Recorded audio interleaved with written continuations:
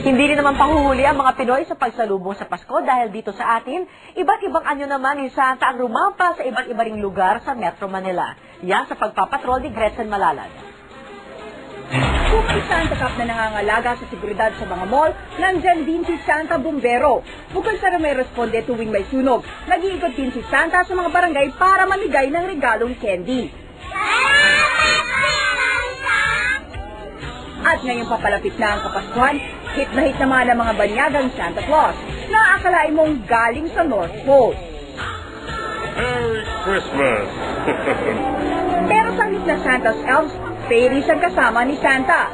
Sabik naman nagpa-picture ang mga shoppers kay Santa, kaya kahit ako, nagpa-picture din. At siyempre pa kung may Santa Claus, meron din Christmas wish ang mga bata at ang mga nakakatanda. What's your Christmas wish para kay Santa? Kasi only one step lang. Sana matahimik tayo lahat. Peace.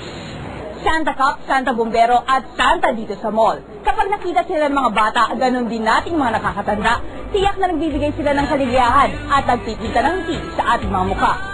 Gretchen Malalad, Patrol ng Pilipino.